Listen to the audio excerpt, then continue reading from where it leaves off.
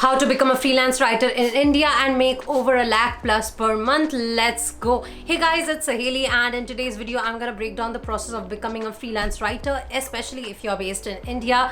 And yes, I hope that you enjoyed today's video. Watch it till the end to get all the insider information on industries and what will be a good choice for you specifically based on your condition. Before we get into today's video, let me tell you that you can become a freelance writer even if you want to work part-time. You can become a freelance writer if you are good in English for at least 7th to 8th grade of English. You don't have to be Shakespeare, but you need to have at least communicative level English. And thirdly, of course, there are markets which are not English based, just that my experience is in English based markets. That's why I don't know much about regional languages, but I am pretty sure that markets exist even if you want to do freelance writing in Gujarati, Bengali, Marathi, etc. Just that probably the pay is a little lower and also the opportunities are lower because of course it's not going to be global. But yes, there are markets in every language. Just note that if you want to get into freelance writing, there's no certain qualification or certification that is needed except your portfolio. So let's get into the first thing that you'll need. No matter what type of freelancing you're starting, right? It's called a portfolio.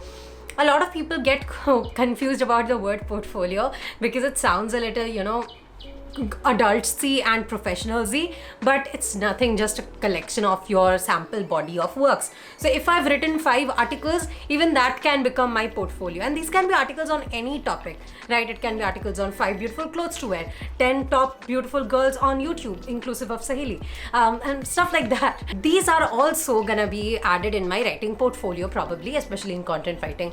When it comes to copywriting, probably my portfolio will include emails I have written, sales pages I've designed. Okay, portfolios are nothing but collections of your work.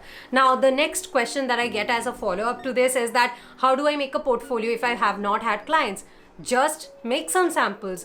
There's a website called fakeclients.io. You can take some inspiration from there, or you can just go and look at some professional socials and sites and think that if they hired you and gave you a project, how would you do it? You can take an existing piece of article and write it in your own way. You can take an existing piece of ad and write it in a way that you would have done it. Okay, even that would count as your samples. Okay, samples don't necessarily have to be paid samples, as long as you're not saying that these are paid samples, it's gonna be fine.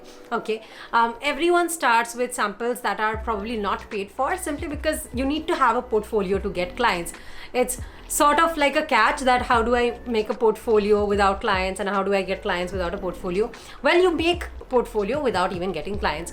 Okay, you can also Google copywriting portfolio samples, content writing portfolio samples, etc., and you'll get to see a lot of different people's portfolios. Some of them will look really professional, but trust me, as even if it's just like a 5-page PDF which looks ugly AF, it's still gonna be fine. Like for my first 2 years of freelancing, I didn't even have a proper site. I just used to send like email samples, like just text pasted in email, not even like a proper PDF file. So trust me, it doesn't matter what kind of format you're sending it in, as long as it's helpful to your client to get an idea of what kind of writing style you have. Okay, portfolio is only used for that one reason, to assess whether you're a good fit for the client or not.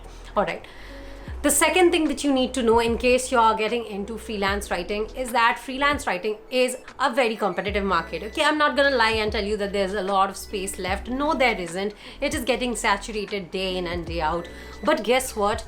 More and more people are also getting into businesses, all right, which means more clients are also coming into the market. So either you can let the people already existing in the market take them up, or you can come up and have a chat with these prospects. All right, so it's not like it's saturated at a level that no one is getting clients, but it's definitely gotten harder than 5 years ago to get clients. Like 5 years ago, you would just go in some random group and post that I want to do writing and you'll get projects, right? It was just as easy like that. Okay, but today there's a lot of concept of pitching, there's a lot of concepts of optimizing, there's a lot of concepts of actually branding yourself so that you are more credible than other people. Okay, that's a major shift that has happened lately, but it's still not impossible. There's still a market and there's still plenty of people willing to pay you for your writing skills. All right, so where do you get these clients? There's many ways to get clients. I personally do not recommend going to sites like Internshala, Freelancer, Upwork, simply because The pay is often not good. Also, like, it's very not so beginner friendly, all these platforms. Okay, beginners tend to struggle a lot to get clients here. Okay, I have heard things like beginners struggling for several months before getting even one client. Okay, so getting your first client on these platforms are hard. And let's just not even talk about the taxes and the transaction fees. One of my top students is actually on Fiverr, and was it Fiverr or Upwork? I forgot. But actually, he ends up paying almost 45% of what he makes via transactional fees. I think 10 or 20% the platform takes. Then there's the taxation fees, and then there's GST, and then there's like his own income tax. So I mean, there's a lot of fees involved. So a lot of people, that's another reason a lot of people do not prefer freelance platforms. So how do you get clients? You just get direct clients. How do you get direct clients? You get direct clients through social media. There's Facebook, there is LinkedIn, there is Instagram, there is Twitter. All these platforms have your ideal clients. How do you find them? Using hashtags like jobs, all right, writing jobs, content writing jobs, using group features, okay, content writing job groups, using other strategies like looking for founders of different companies and then pitching to them to become a writer for them. All right, there's many strategies you can use. I've actually made detailed lessons on how to get clients, how to pitch to clients, how to find the right kind of clients for your specific needs, etc.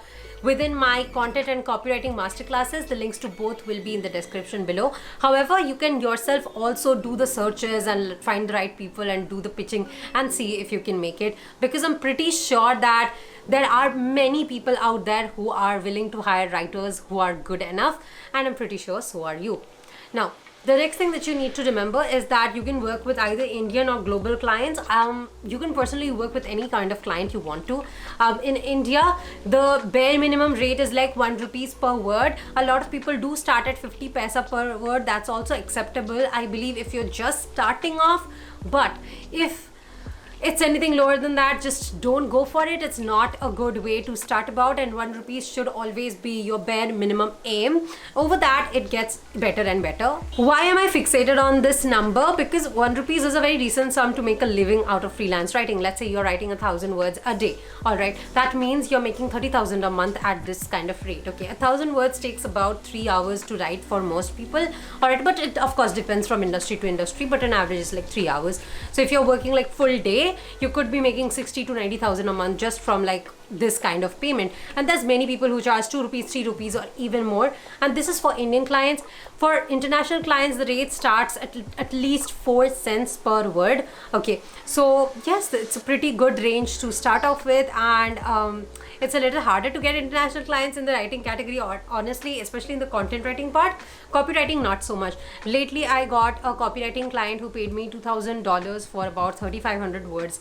So that's a pretty terrific deal. All right, so yes, copywriting is more profitable in case you want to go for international clients, but it's not like you're only gonna get Indian clients in content writing. There's both in both places, just that it's a little easier in copywriting.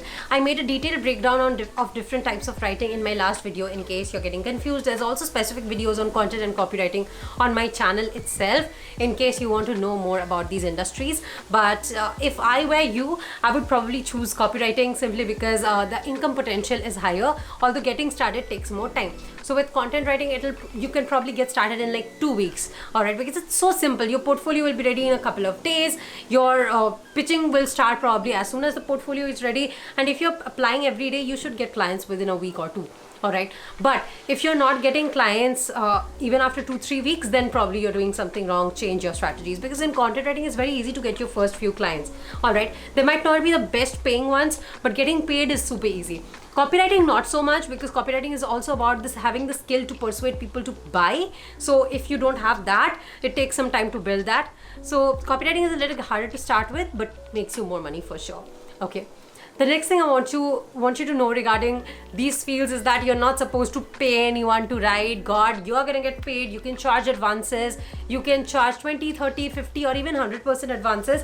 As a beginner, I do recommend only 20 to 50% advance.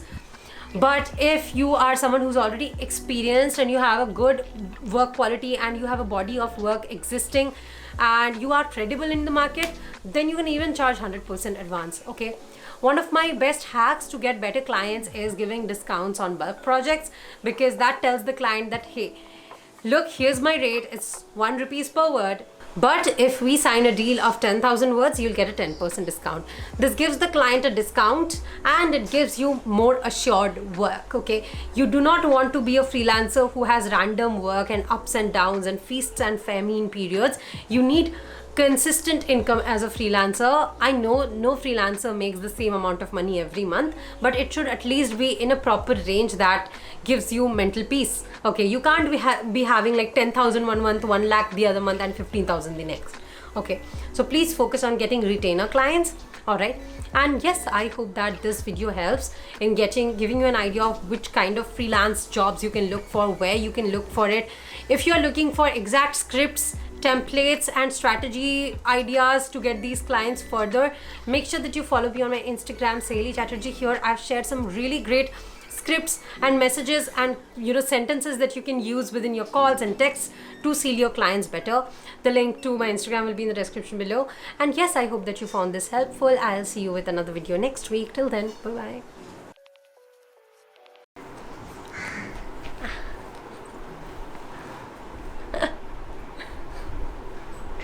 What are you doing? She's not letting me shoot. Cute you.